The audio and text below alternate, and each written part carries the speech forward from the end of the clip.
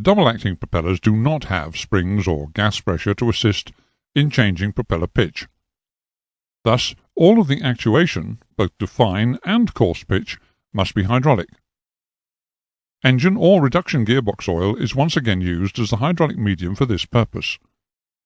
The inset diagram of a dry sump oil tank, which you may remember was used previously in the lesson on engine lubrication, illustrates how a protected source of feathering oil is provided. The oil pressure required for feathering the propeller is generated by an electrically driven pump, which may be activated by a feathering button in the cockpit. With the exception of operating the feathering pump, the basic control selection for feathering the propeller remains the same. That is, selection of the propeller control or condition lever, operation of a separate feathering lever, or, on some turboprop systems, moving the HP fuel cock to the feather position. For the purposes of this lesson, we'll consider that we are feathering a propeller which has twin lever control. The propeller control lever is brought back through the fully coarse position to the feather position. Alternatively, where fitted, the propeller feathering lever is operated. This action lifts the landed valve in the propeller control unit upwards, thereby connecting the feathering pump oil line to the coarse pitch side of the pitch change piston, and allowing oil to drain from the fine pitch side of the pitch change piston. The feathering button in the cockpit is pushed in, energizing the feathering pump solenoid relay to supply the feathering pump. It also energizes the holding coil, which keeps the feathering button depressed for the time being. Feathering oil now passes through the ports of the landed valve, pushing the pitch change piston so that it moves into contact with the feathering stop. Oil pressure will now build up within the system, eventually operating a pressure-operated cutout switch, which will interrupt the supply to the feathering button hold-in coil. This causes the feathering button to release, which terminates the supply to the feathering pump solenoid relay, which in turn breaks the supply to the feathering pump. If the propeller is allowed to windmill, the forces generated will cause it to try to unfeather itself. Moving the propeller blades a few degrees below the feathered position will cause the propeller to rotate, and centrifugal turning moments will tend to move the blades towards a finer pitch. This will cause the propeller to rotate faster, until it comes under the control of the propeller control unit. The propeller control lever of the unit being unfeathered should be placed in line with that of the operating engine or engines, and, where fitted, the feathering lever should be reset. This allows the speeder spring to push the landed valve down. It also helps to minimize the yaw which will inevitably accompany the effect of unfeathering. Pressure oil can now be directed to one side of the pitch change mechanism to move the piston towards a finer pitch, and coarse pitch oil will be allowed to drain from the other side as it does so. The feathering button should now be pressed. This starts the feathering pump running, which will supply the pressure oil to the pitch change mechanism to move the blades away from the feathered position towards fine. Once the propeller starts windmilling, the feathering button should be pulled out. Pulling out the feathering button overcomes the holding coil. When the contacts of the feathering button are opened, they break the supply to the solenoid relay, the contacts of which are supplying the feathering pump. Thus the feathering pump stops. The rest of the restart drill is accomplished in accordance with the aircraft operating manual. To reduce the workload on the pilot in the event of an engine failure, some propellers are equipped with an auto-feather system. The system is normally active during takeoff and cruise conditions only. For example, on a turbojet engine, with the high-pressure fuel cock open and the power lever set to high power, a signal of low torque from the engine torque meter system will automatically feather the propeller. Should either of these conditions not be met, the auto-feather system will be rendered inactive. This diagram shows an auto-feather system installed on a typical double-acting propeller arrangement for a turboprop engine. It consists of an additional oil pressure line supplied from an electrically operated feathering pump to the underside of a valve lift piston in the feathering mechanism. Control over this oil pressure is provided by an electrically operated solenoid valve. In the event of an engine failure, and provided the engine controls are set to the high power configuration, a low torque signal will complete the auto feather circuit and energize the valve lift solenoid and feathering pump. This delivers an independent supply of feathering oil to the valve lift piston, which raises the landed valve to the coarse pitch position. The high-pressure oil supplied by the feathering pump is now fed to the coarse pitch side of the pitch change piston, pushing it onto the feathering stop. As the piston moves, it displaces the fine pitch oil to return.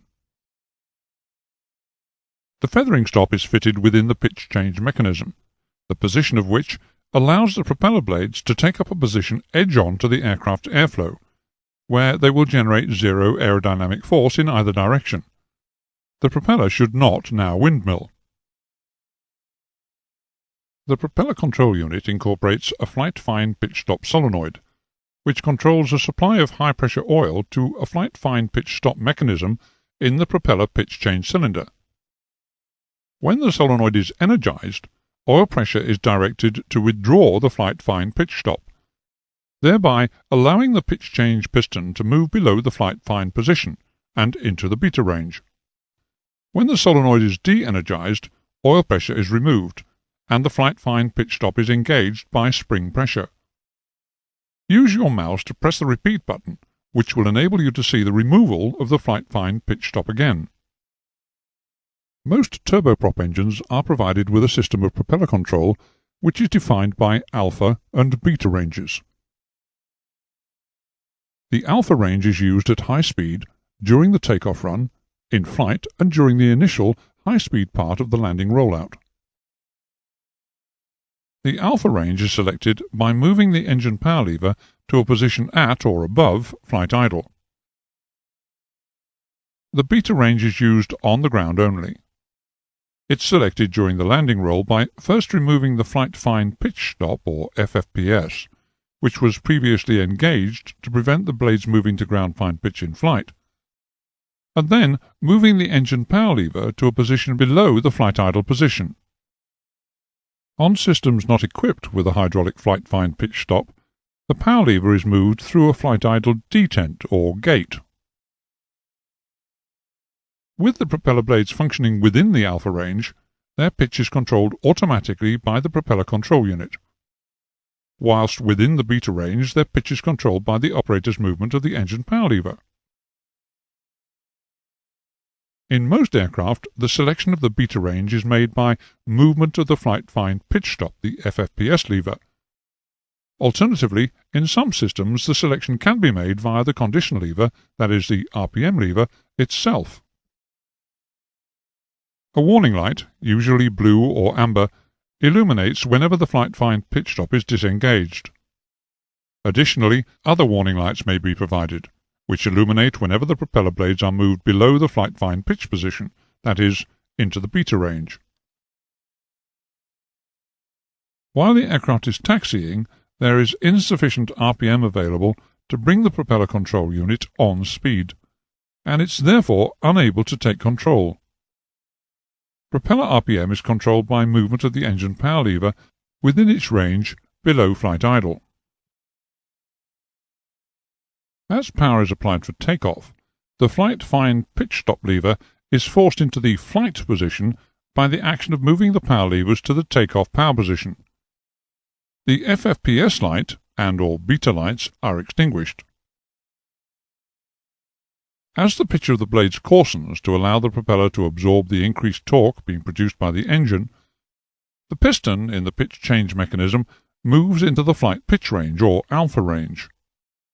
This allows the flight fine pitch stop to engage under spring pressure, thereby preventing the piston from moving below the flight fine pitch position. There is now sufficient RPM available to bring the propeller control unit on speed and into a controlling condition.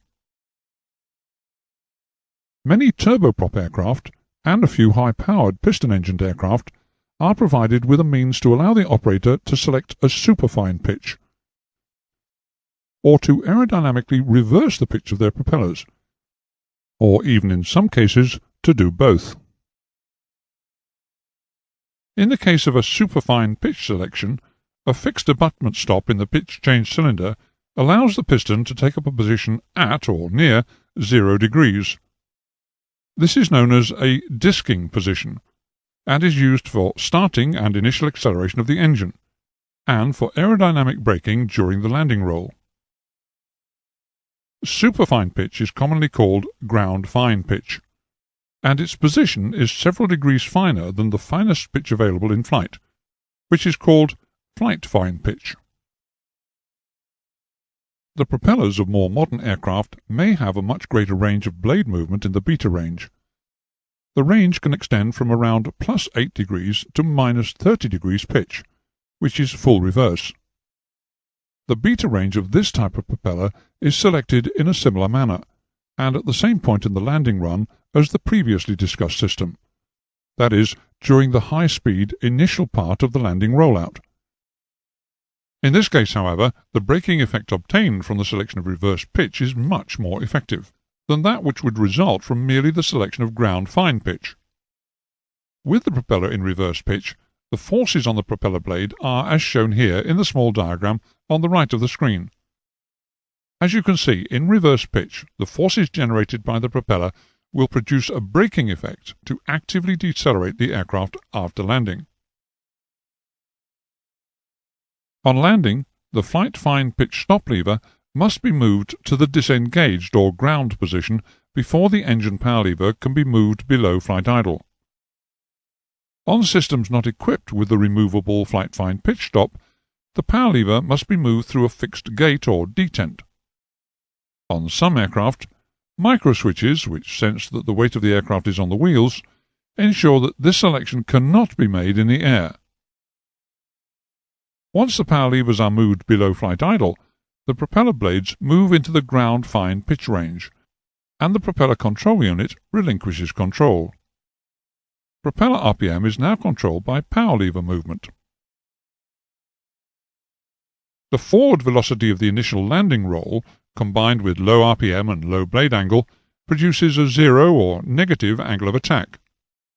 This reverses the total reaction produced by the propeller, which acts to slow the aircraft in its landing roll. This condition is known as disking braking. Propellers which can have their pitch angle made even more negative are known as fully reversing propellers. As the power lever is moved further rearwards into the reverse pitch range, the blades move into the negative pitch position. The reversed total reaction produced now increases. This exerts increased load on the engine, so engine power is increased in order to maintain a constant RPM. The engine power and reverse airflow through the propeller is now being used to slow the aircraft down. This condition is known as power-on braking.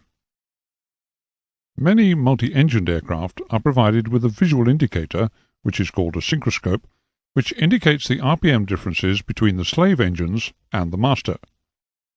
As you can see from this picture, the presentation consists of miniature propellers, which rotate to show when an RPM difference exists, and whether the slave is faster or slower than the master.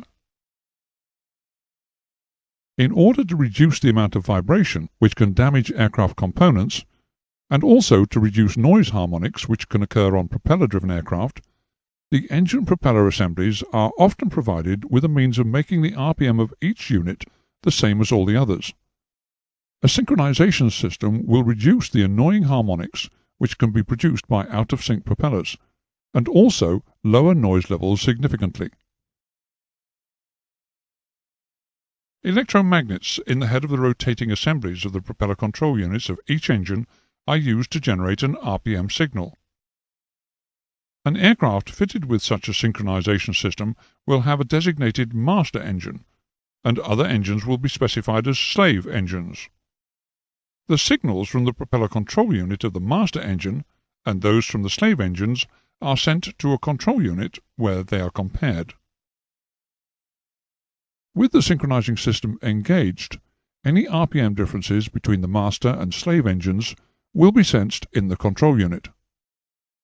The control unit generates proportional, positive or negative current outputs which are sent to torque motors. The torque motors are mounted on the slave engine propeller control units in such a way that a signal indicating that the slave engine is running at a lower RPM than the master will cause the slave engine's torque motor to turn in order to fire off its propeller, thus increasing its RPM until no discrepancy exists between the slave and master engine speeds. If, on the other hand, the control unit receives a signal indicating that a slave engine is running faster than the master engine, then it will send a signal to the appropriate torque motor to coarsen off the propeller blades of that slave engine to reduce its RPM, until once again no discrepancy exists between the slave and master engine speeds. So, the torque motor rotation resets the speeder spring on the affected slave engine's propeller control unit, which will ensure that it is once again synchronized with that of the master engine. When no difference in RPM exists between the master and the slave propeller, no output is sent to the slave torque motors.